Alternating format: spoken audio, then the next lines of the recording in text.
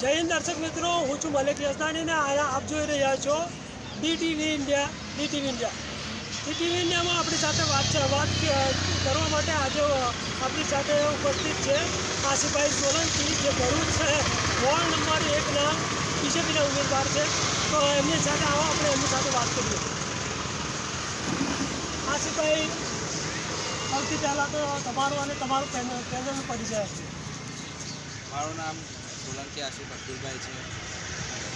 મેં ભારતીય જનતા પાર્ટીના મેન્ડેટ ઉપરથી વોર્ડ નંબર 1માં ઉમેદવારી નોંધાવી છે અને મારી પેનલના 4 ઉમેદવાર જેમ કે મિહિરભાઈ વસાવા, તારાબેન વસાવા, રીમાબેન મેસુરિયા અને હું આશિફ સોલંકી, અમે 4 પેનલના ઉમેદવાર છે.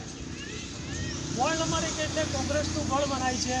ત્યાં બીજેપીના ઉમેદવાર તરીકે તમે ત્યાં વોટ લેવા જાઓ છો, પ્રચારમાં જાઓ છો, પ્રજાનું કેવું રિસ્પોન્સ મળ્યું? જ્યારે અમે ડોર ટુ ડોર જનસંપર્કમાં હતા હમણાં પરમ દિવસે, ત્યારે ખરેખર અમે પ્રજાએ એવા આવકાર્યા કે અમે ઘણા સમયથી કોંગ્રેસથી ત્રાહીમાન પુકારી ઉઠ્યા છે. ત્યારે અમને ખરેખર લોકોએ આશીર્વાદ આપેલા છે અને સારું એવું જનસમર્થન પણ અમને મળે છે. વોર્ડ નંબર 1ના પ્રજાના મુખ્ય પ્રશ્નો કયા કયા છે?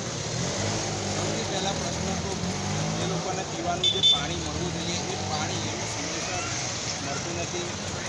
અને ત્યારબાદ એમના રોડ રસ્તાઓ, પ્રાથમિક સુવિધા, પ્રાથમિક આરોગ્ય કેન્દ્ર અને પ્રાથમિક શાળા જેવી સુવિધાનો એ લોકોનો અભાવ છે.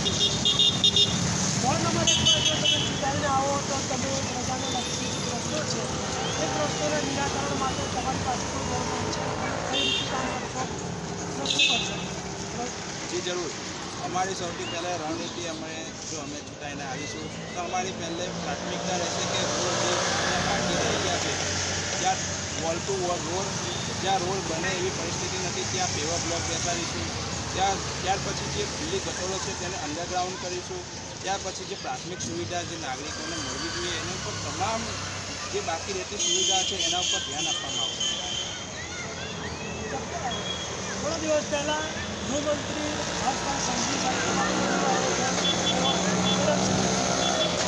જી જરૂર.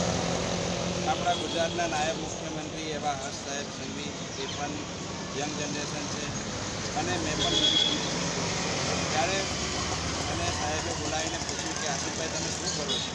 મેં કહ્યું હું ડ્રાઇવિંગ કરું છું. તો સાહેબે મને વોર્ડ નંબર 1માં ડ્રાઇવિંગ જેવી રીતના સાવચેતીપૂર્વક કરો છો તેવી રીતના વોર્ડને પણ સારી રીતના ડ્રાઇવિંગ કરશો અને વોર્ડને વ્યવસ્થિત તમે સંચાલન કરશો એવી શુભેચ્છા મને પાઠવી છે. ત્યારે એની સ્થાનિક જનતાને આપના મીડિયાના માધ્યમથી કહેવા માગીશ કે જેવી રીતે હર્ષ સાહેબ સંઘવીએ મને ડ્રાઇવ કરવાની સૂચના આપી છે વોર્ડને, તો હું તમારા તમામ પ્રશ્નોને નગરપાલિકા સુધી પહોંચાડી અને એને વહેલી તકે નિરાકરણ લાવવાની કોશિશ કરીશ. લાંબા સમયથી ભરૂચ શહેર નગરપાલિકા સરકાર રહી છે, જ્યારે વોર્ડ નંબર 1માં કોંગ્રેસની સરકાર રહી છે અને બીજેપીના ઉમેદવાર તરીકે તમે જીતીને જશો તો તમે કઈ રીતથી કોર્ડિનેશન કરશો બીજા નગરપાલિકા?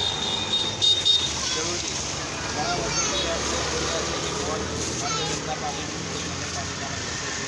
એના પ્રમુખથી માંડીને ચેરમેનથી માંડીને તમામ ભારતીય જનતા પાર્ટીના પ્રતિનિધિત્વ બેસે છે.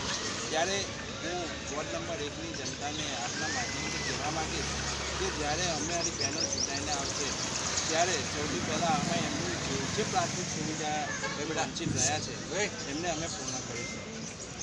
તમે પ્રથમવાર ચૂંટણી લડી રહ્યા છો તો તમારું યોજનાઓ તમારો અભ્યાસ શું છે, તમે શું કરો છો એના વિશે પ્રચાર કરો.